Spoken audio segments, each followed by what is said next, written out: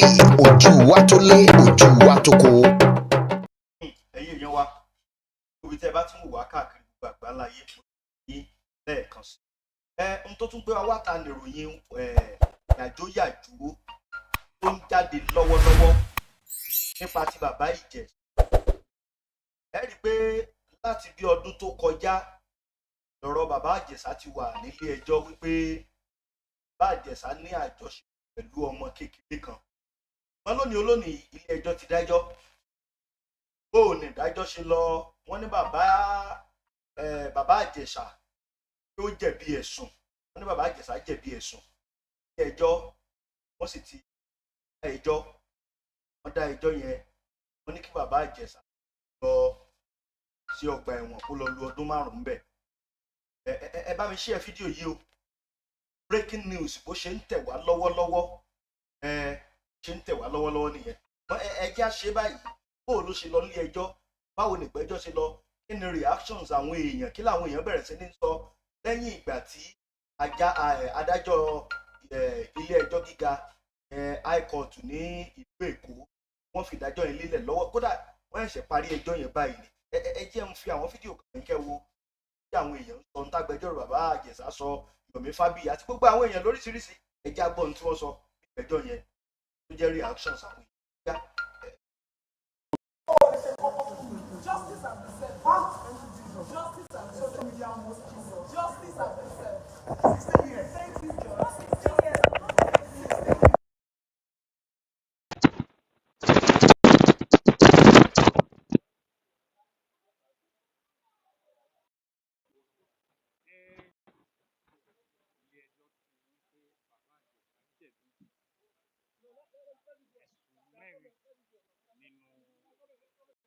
wọ́n ti dá lẹ́bi wọ́n sì ti rán sí ẹ̀wọ̀n ọdún 5. ẹ̀wọ̀n ọdún 5 náà ni wọ́n ti rán bàbá Ìjẹ̀ṣà sí. ẹ jẹ́ á lọ bá agbẹjọ́rò bàbá Ìjẹ̀ṣà sọ̀rọ̀ ó lè ṣàlàyé lẹ́kùnrẹ́rẹ́ ohun tó ṣẹlẹ̀ àti ohun tí wọ́n rí sọ lórí ẹjọ́ ti tòní. ohun tí a lè rí sọ fún yín báyìí ni pé wọ́n ti dá bàbá Ìjẹ̀ṣà lẹ́bi ẹ̀sùn 4 nínú 6 tí wọ́n fi kàn án.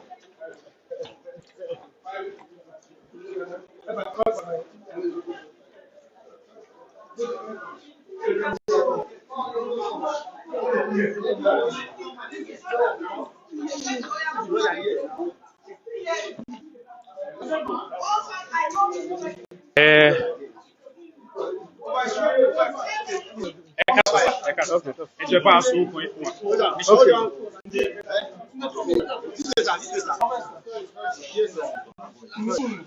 Ẹ bá a sọ orúkọ yín fún wa ní ṣókí rẹ̀. Ẹ bá a sọ orúkọ yín fún wa. Káyọ̀dé Ọlábìrán ọmọ ọba Káyọ̀dé. Kí ló ṣẹlẹ̀ ní inú ilé ẹjọ́ lọ́wọ́lọ́wọ́? Kí ló ṣẹlẹ̀ nílé ẹjọ́ lọ́wọ́lọ́wọ́ lẹ́nu? Okay, when the court delivered judgment today, and while the defendant was discharged and acquitted on some of the counts, he was convicted of 4 of the charges. So he was acquitted on the indecent penetration by use of key, by use of key 7 years ago, and the court is of the position that there was no evidence to substantiate that charge of penetration. So, but by and large, the court convicted based on indecent treatment of the child and indecent assault. So, those basically what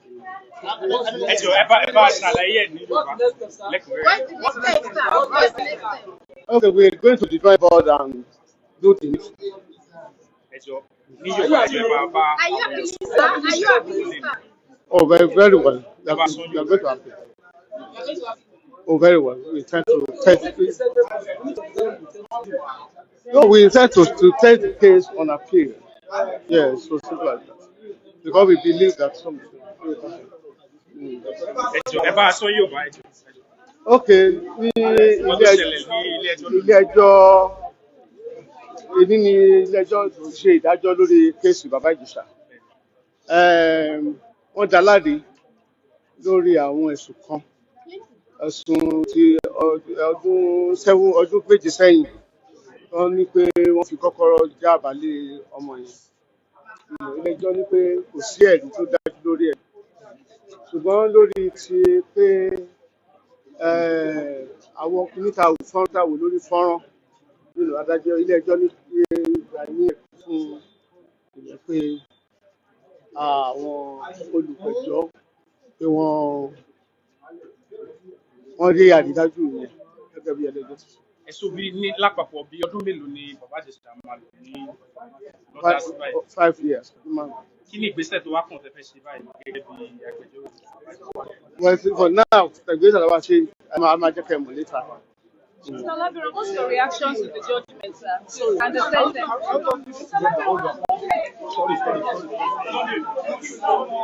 Òun lẹ ti gbọ́ láti ẹnu agbẹjọ́rò bàbá Ìjẹ̀ṣà wọ́n ní wọ́n dá bàbá Ìjẹ̀ṣà láre lórí àwọn ẹ̀sùn kankan ṣùgbọ́n púpọ̀ nínú àwọn ẹ̀sùn tó fi kan bàbá Ìjẹ̀ṣà òun ni wọ́n ní ó jẹ̀bi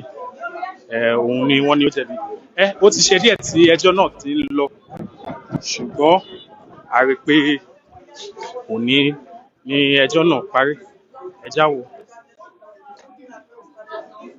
On that fateful day, where we all lost,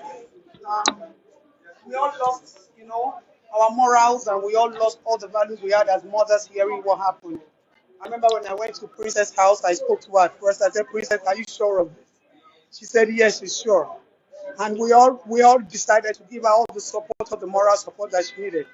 And I remember when Governor Babajide Sanwo-Olu had to call the Commissioner of Police of Lagos State and told him that they should wade into this matter. And we all insisted because we knew that something was going on. And, going by it, I want to say at least a lot of people can't come out to talk about this today. A lot of our children are dying in silence. The society is not encouraging people to come out. The crime is, multiplying in triples day by day because the law is not strong enough to at least keep people at arm's length. There are animals living within us in form of human beings. And coming from the fact that this person is a celebrity, is a known figure, it was tough for us as mothers because it was war against mothers and celebrities. The whole social media came against us like, why? And it was tough. It was really tough. It was a trying time for me, particularly because of our actions in front of Fancy Police Station that day. But today I thank God because people want to believe, or people want to trust that they are actors and they are role models, are people that we should be careful and watchful about. So at the end of the day, what does this bring to our table? The society needs to stop condemning people for coming out. A lot of people wanted to come out to talk, but the fear of silencing their voice kept them under the bed. So I want to thank the legal system. I want to thank the DPPR. I want to thank the non-governmental organizations that stood by this cause and justice system. And this will just tell us what? Let's encourage our children to speak. Let's encourage people to come out to hear their voices and their opinion. Let's stop silencing. Let's stop demoralizing people. Crime is crime, regardless of whoever has committed the crime. So today I'm going back home. It's painful. It's painful that we have to go through this. It's painful that other children are going through this. But at the end of the day, who are we? We are a society that has come to normalize the bad things. So for me, I was expecting more. But if something came out of it, at least there's a take-home confidence that at least justice still exists in the legal system in Nigeria. So that's what it is. Thank God that because my fear is having a female child, people who have female children are now so scared raising their children in this society. But it will get better. We will not keep quiet. It will get better. And I pray that this serves as a warning to other animals still wearing colorful uniform. If we find you we will still come for you. No hiding place for criminals in this society. ẹ ṣe gan ṣe ká ní ẹjọ́ yìí ṣó tẹ́ lọ́rùn bó ṣe lọ báyìí. Ó tẹ́ mi lọ́rùn o. Ó tẹ́ mi lọ́rùn. Out of 6, 4 guilty. Ó tẹ́ mi lọ́rùn. I'm satisfied. Kí ni ìmọ̀ràn tó wá fẹ́ fún àwọn tó yẹ pé wọ́n ti ń ṣe nǹkan báyìí sí wọn tó ọ̀dẹ̀ lẹ́nu láti. Kọ́lọ́run máa fi wọ́n hàn. Àwa náà máa ṣe wọ́n bó ṣe yẹ wọ́n. Kọ́lọ́run máa fi wọ́n hàn. Àwa náà bó bá ṣe yẹ wọ́n tó ṣe tọ́ sí wọn la máa ṣe máa treat wọn. That's what it is. We'll treat them the way they want to be treated. Can you tell Nigerians your name? My name is just Adeton Onojebi Lanre. I'm an activist, and everybody basically knows me. Just Adeton, that's who I am. Thank you very much. You're welcome. Ọ̀rọ̀ púpọ̀ ló ti ń jáde lọ́wọ́lọ́wọ́ lẹ́nu nǹkan tí ó ṣẹlẹ̀ lọ́wọ́lọ́wọ́. Ẹ̀yin tẹ́ bá ṣe ń darapọ̀ mọ́ wa tí ẹ bá ṣe ń darapọ̀. No, take it easy. I'm a radical person. You don't do that. They are doing a job. Oh, take it easy with me, my friend. Kí lẹ lè sọ nípa Old school Sheke, that's my name. Kí ló ṣẹlẹ̀ kí lẹ lè sọ nípa nǹkan tó ṣẹlẹ̀ nílé. Oh, my friend, the judgments have been taken and I have been sentenced. Other people will never do that again. Oriko Sotori Maro, Raka Satari Mari, Rokori Matari, Omo, Jeko Lores, we are bringing there. Bolon Shekoni, Holy Ray. Even if you don't, it has been established. And the judge tried to say 5 years instead of 15 years. This is old school Shege. I was in prison during Abacha in 80s, but I did nothing. We are all there as an entertainment journalist in Abuja. And I thank God for that I'm still living today. It's a judgment. The woman have done the best. Get it and take it very far. Get it and take it to the next level. If you don't get it, forget about it. Good judgment. Àṣírí tí kí wọ́n gbé bàbá Ìjẹ̀ṣà náà jáde. Ilé ẹjọ́ náà la ṣe wà níbi tí wọ́n tí adájọ́ ti ní pé bàbá Ìjẹ̀ṣà jẹ̀bi ẹ̀sùn tí wọ́n fi kàn án. Wọ́n ní nínú 6 nínú àwọn ẹ̀sùn náà wọ́n ní ó jẹ̀bi 4 nínú ẹ̀. Lápapọ̀ wọ́n ti dá bàbá Ìjẹ̀ṣà wọ́n ti rán lọ sí ẹ̀wọ̀n ọdún 5. Wọ́n ti rán sí ẹ̀wọ̀n ọdún 5 lónìí. Àwọn adájọ́ bàbá Ìjẹ̀ṣà náà ti ní àwọn máa padà láti lọ wo nǹkan tí wọ́n lè ṣe bí àwọn padà wá lọ sí ẹjọ́ kòtẹ́milọ́rùn lórí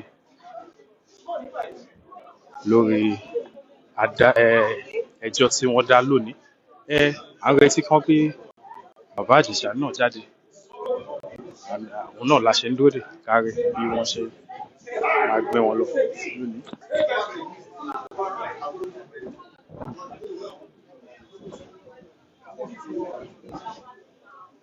Ìyẹn dẹ̀ ní kí o bá máa lọ àti ìkú ẹ̀ pírẹ́sì.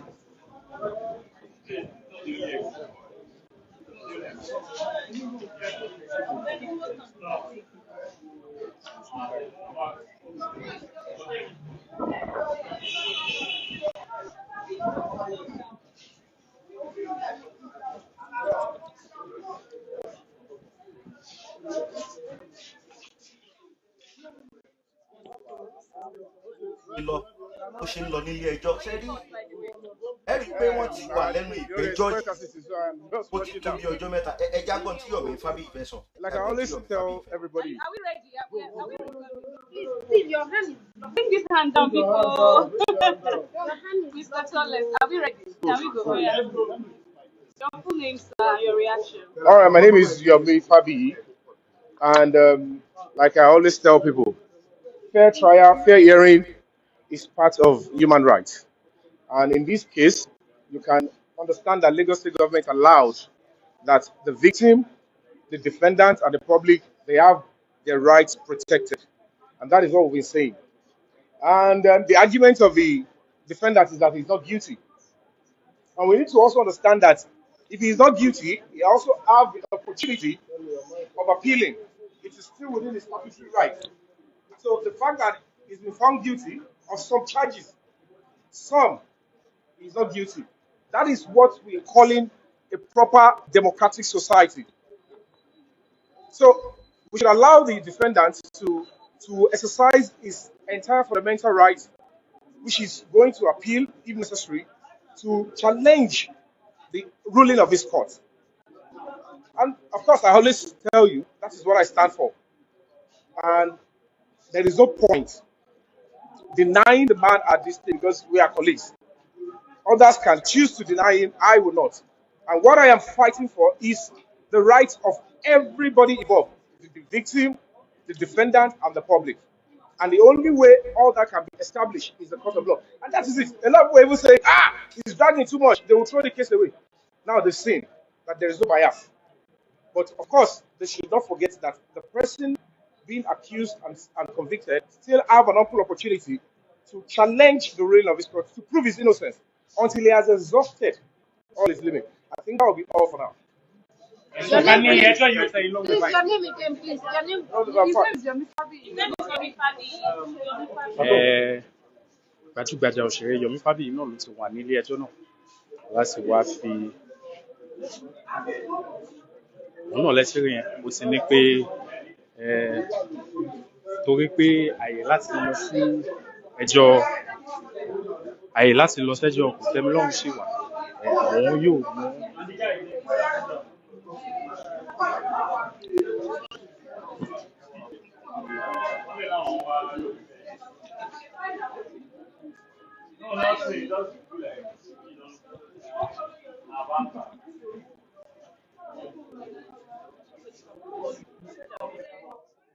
ọ̀rọ̀ ní alàgbà Yomi Fabiyi náà ti sọ yẹn. Ẹgbọ́n nǹkan tí Yomi Fabiyi sọ, ó ní nǹkan tó ń jà fún láti ìbẹ̀rẹ̀ náà nìyẹn. Wọ́n bá èèyàn kan tiẹ̀ sáà tí ìgbọ̀rọ̀ mọ́ dáyàn lẹ́bi àfìgbà tí ilé ẹjọ́ bá tó sọ pé nìyẹn jẹ̀bi. Pé tábà wo gbogbo kéèsì láti bẹ̀rẹ̀, nǹkan tó ń jà fún ni pé wọ́n gbọ́dọ̀ fún bàbá Ìjẹ̀ṣà láyè kó sọ tẹnu ẹ̀. Bákan náà, àwọn tí wọ́n ní ọmọ tí wọ́n sọ pé wọ́n fi tipátìkú bálòpọ̀ káwọn náà sọ tẹnu náà. Mo ṣe pé kákẹ́sáré ẹjọ́ sọ́wọ́ ara wa ẹnu kan nígbà tán náà bàbá Ìjẹ̀ṣà yẹ kó rí bẹ́ẹ̀ àwọn alàgbà Yomi Fabiyi tó ń sọ pa ẹjọ́ bá Ìjẹ̀ṣà ẹlẹ̀ ní ìlú ilé àwọn èèyàn sì wà ẹja sọ ọ̀pọ̀ síwájú sí. wọ́n ló jẹ̀bi ẹ̀sùn 4 nínú 6 tí wọ́n fi kàn wọ́n sì ní adájọ́ sì dá sí ẹ̀wọ̀n ọdún 5. Fún àwọn kan wọ́n ní ìdájọ́ òdodo ni, fún àwọn kan dẹ̀kẹ̀rẹ̀ wọ́n ní àwọn yóò sì lọ sí àwọn yóò sì gbọ́ná ilé ẹjọ́ kòtẹ́milọ́rùn láti rí bóyá àwọn tún lè sọ bí àwọn ò ṣe jẹ̀bi lórí ọ̀rọ̀ yìí ìyẹn àwọn ti bàbá Ìjẹ̀ṣà. Lára àwọn tá a ti rí lè ní ọ̀gbẹ́ni Yomi Fabiyi, òun náà ti wá láti wá dúró lẹ́yìn bàbá Ìjẹ̀ṣà. A mú wá sí ojú ìran yìí àti ti gbọ̀yìn ṣùgbọ́n bó bá ṣe ń lọ náà ṣìwámí òun náà la ṣe ń fi gbọ̀yìn.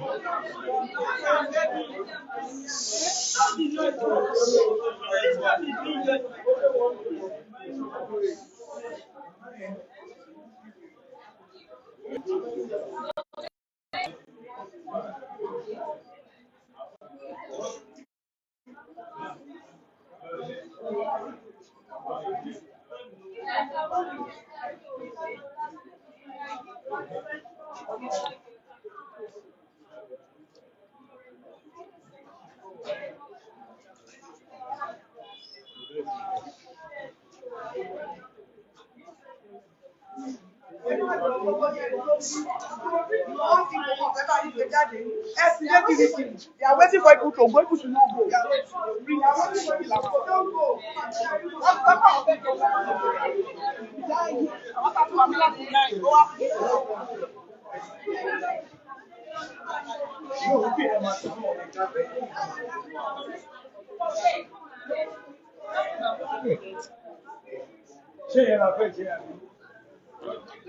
Fún ẹ̀yin tẹ̀sẹ̀ ń darapọ̀ mọ́ wa ìkànnì BBC News Yorùbá náà ní ẹwà ilé ẹjọ́ I was the ilé ẹjọ́ Chief gíga Justice of ní Federation. ilé ẹjọ́ gíga ní Ikeja náà ní àwà níbi tí ẹjọ́ bàbá Ìjẹ̀ṣà níbi tí wọ́n ti gbẹ́jọ́ bàbá Ìjẹ̀ṣà láìpẹ́ bàbá Ìjẹ̀ṣà náà yóò jáde sí wa a sì jẹ́ kẹ́yìn náà fojú gan ní ẹ̀ lọ́wọ́ wọn tó gbé lọ.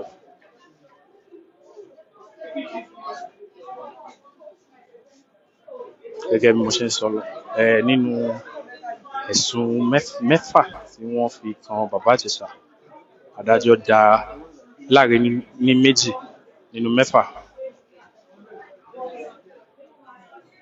wọ́n sì ló jẹ̀bi mẹ́rin nínú mẹ́fà torí mẹ́rin tó jẹ̀bi náà ni wọ́n ṣe dá ní ẹ̀wọ̀n ọdún 5.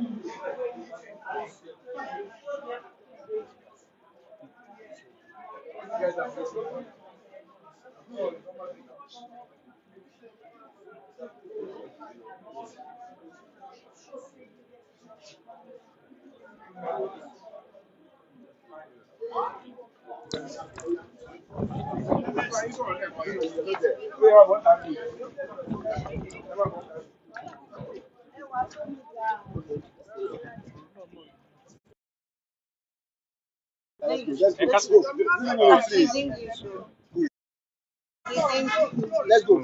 So what's your reaction to the judgment delivered today? The point is, like I said, human rights is sacrosanct, and whatever the case may be, the defendant insisted he is not guilty, and the only way we can conclude finally that he is guilty is probably if he exhausts to him, if he exhausts all the law of this land.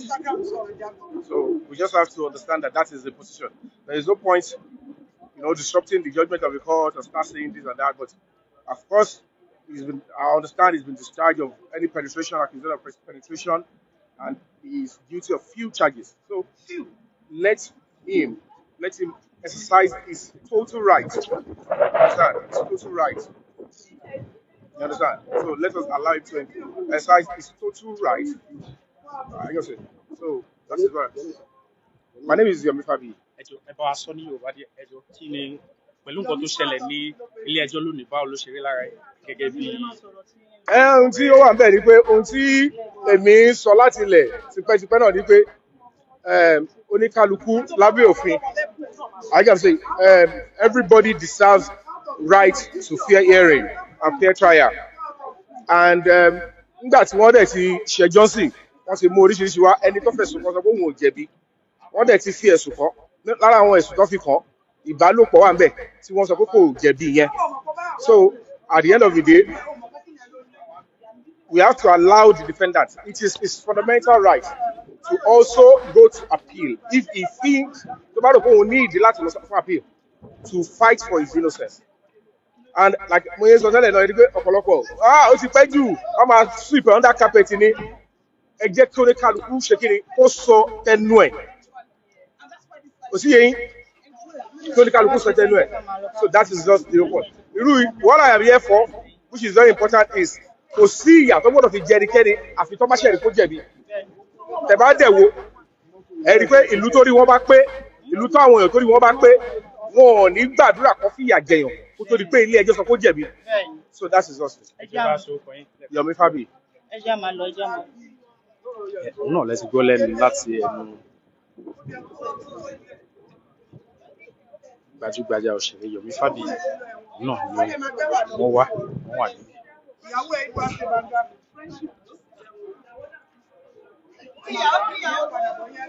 We want medical castration to be added to jail term for all child molesters. Let them feel the pain that they make children feel. It's not just going to jail for 16, 10 years. My own Come get let them feel pain.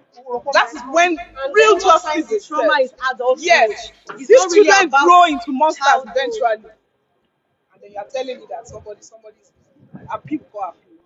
So lọ́kàn yín márùn-ún yẹn ò tiẹ̀ tó fún yín bí a kò fi díẹ̀ kan. Márùn-ún báwo? Ọdún márùn-ún Ṣọ́ọ̀ṣì ti yọ́nú ẹ̀. Ṣé márùn-ún? So it's 5 péré. Wàá dé báyìí dẹ̀ wá ṣe báyìí o 5 báwo? No, kọ́ tó bá ṣe jẹ́ 5, my own is they should cut his penis kọ́ gé ẹran ẹ̀ kúrò kọ́ bá bandage kọ́ ṣàwà rán sẹ́wọ̀n.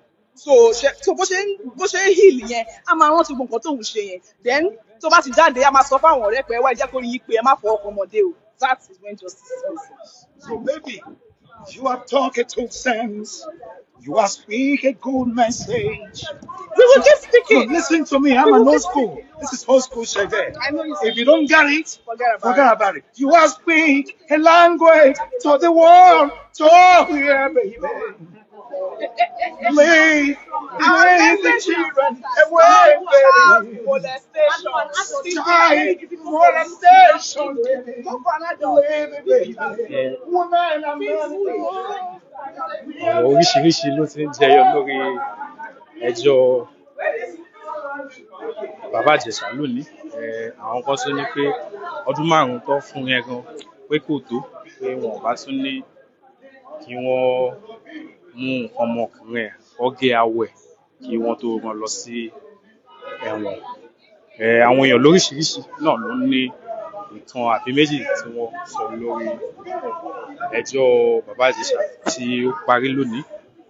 Tí ẹ bá ṣẹ̀ ń darapọ̀ mọ́ BBC News Yorùbá, ilé ẹjọ́ gíga ti Ikeja náà ni a ṣì wà níbi tí wọ́n ti dẹ́jọ́ bàbá Ìjẹ̀ṣà nínú ẹ̀sùn 6 tí wọ́n fi kan bàbá Ìjẹ̀ṣà. Wọ́n ní ó jẹ̀bi 4 nínú 6. Òun náà ni ilé ẹjọ́ fi dá bàbá Ìjẹ̀ṣà sí ẹ̀wọ̀n ọdún 5. Ẹ̀wọ̀n ọdún 5 náà ni wọ́n dá bàbá Ìjẹ̀ṣà sí. A ṣì wà níbí láti gbé wá sí ojú ìwòyín bí wọ́n ṣe máa gbé bàbá Ìjẹ̀ṣà lọ.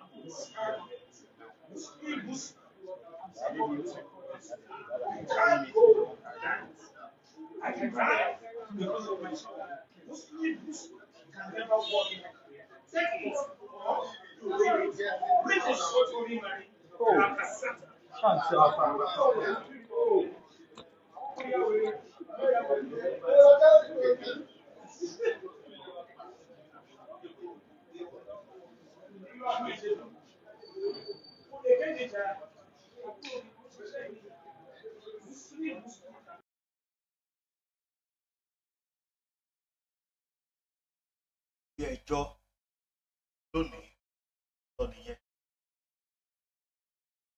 Báyìí ẹjọ́ wọn ló jẹ̀bi 4 nínú 6 kí sọ pé lọ́lọ́ ọdún 5.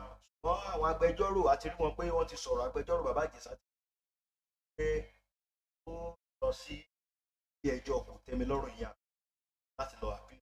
Lọ́nà tí Yomi Fábíyì náà sọ. Wọ́n bá tún rí any update àgbọ̀ ànírì jù bẹ́ẹ̀ lọ. Ẹ̀wọ̀n wà dàbọ̀ òdì. Àràbà TV, ojú wa tó lé, ojú wa tó kó.